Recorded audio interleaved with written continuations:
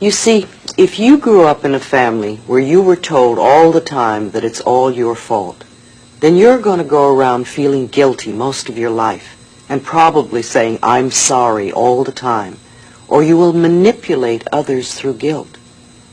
If you have a belief that nobody loved you, then you're either going to have no romances or you'll probably have very short romances. If we go around saying, "Well, that's the way I am," or "that's the way life is," that's expressing a belief, and perhaps it came from other people's opinions. It's not true for us, or it is true for us, depending on how we accept it.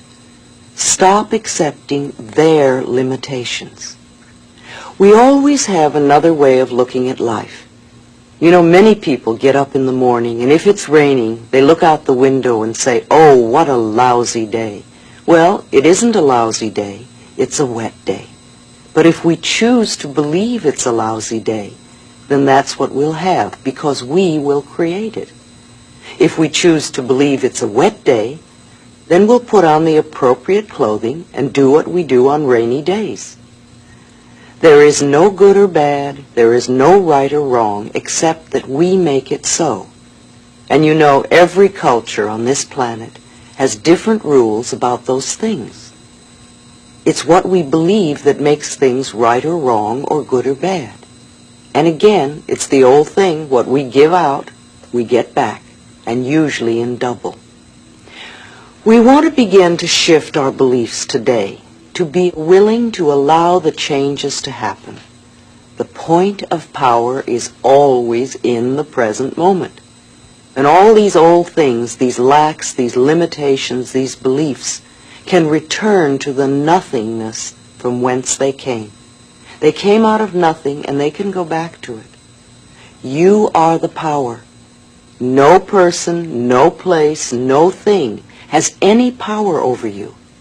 I can give you lots of good advice and lots of wonderful new ideas, but if you choose not to accept them, then you're in control, for you have the power. You are the only person that thinks in your mind, and you create your experiences. And just for this moment, I want you to catch the thought you're thinking right now and ask yourself, is it negative, or is it positive, or is it neutral? Do you want this thought to create your future? Now, because we think so quickly and the thoughts just go whizzing through our minds, it's not always so easy to begin changing our thoughts. You can start by editing your speech. Begin to listen to what you say, and don't say anything that you don't want to become true for you.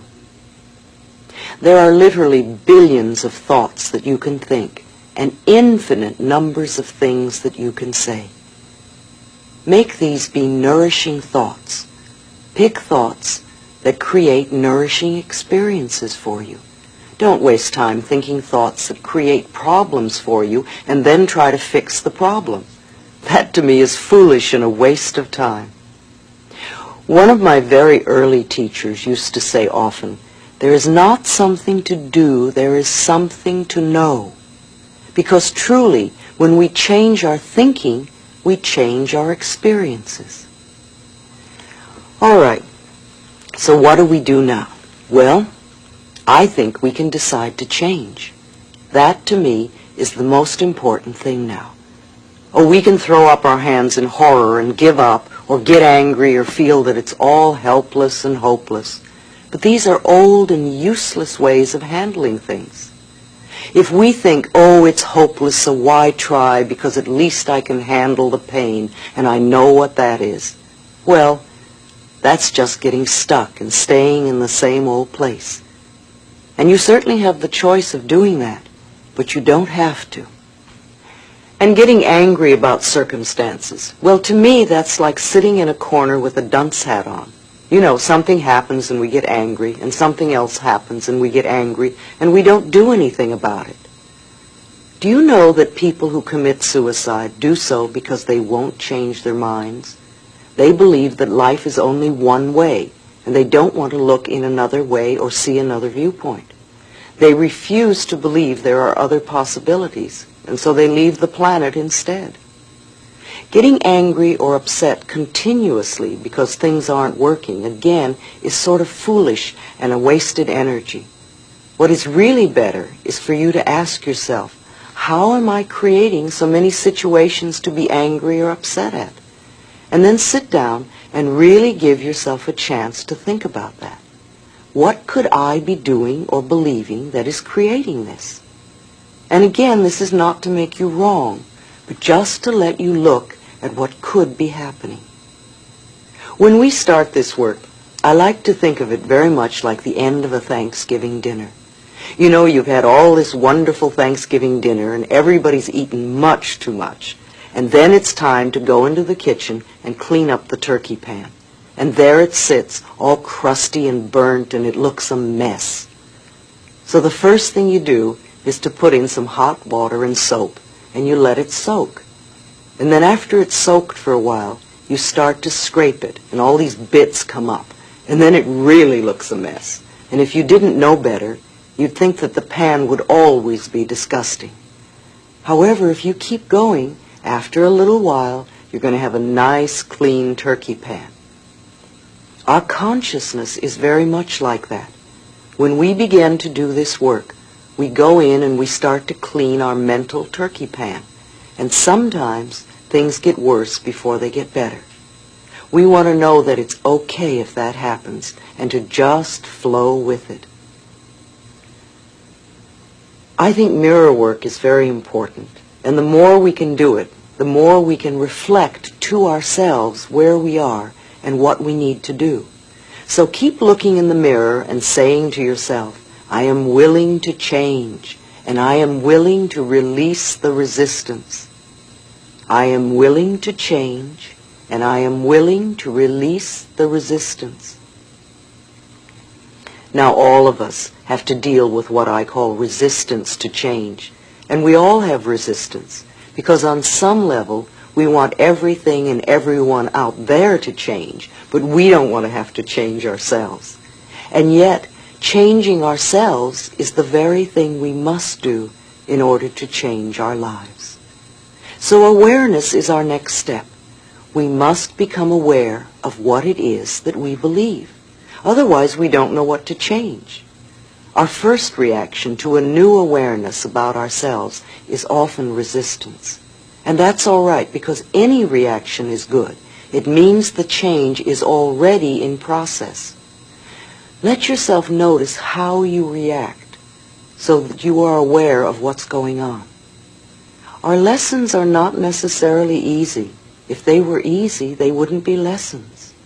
It takes time and effort to learn what we need to learn. So don't demand instant change. Let yourself do it step by step. It will get easier as you go along.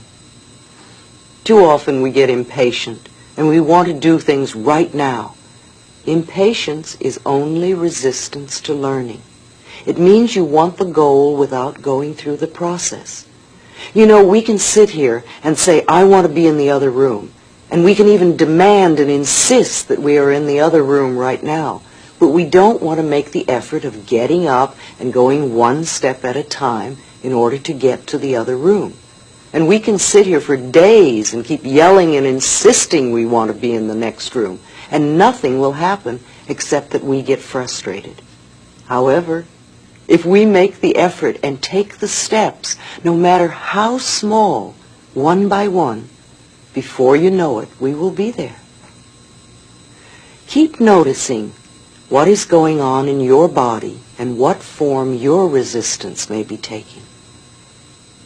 It's fascinating to watch how the mind works and learns. And the thing we resist the most is often that which we most need to learn. If you keep saying, I can't or I won't, you're probably referring to a lesson that is important to you. Think for a moment. What do you think you came to this planet for? What is your lesson? What did you come to learn? And what did you come to teach?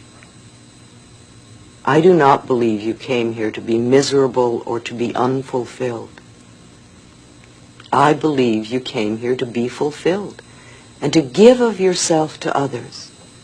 We are all teachers and students. We are learning and we are teaching.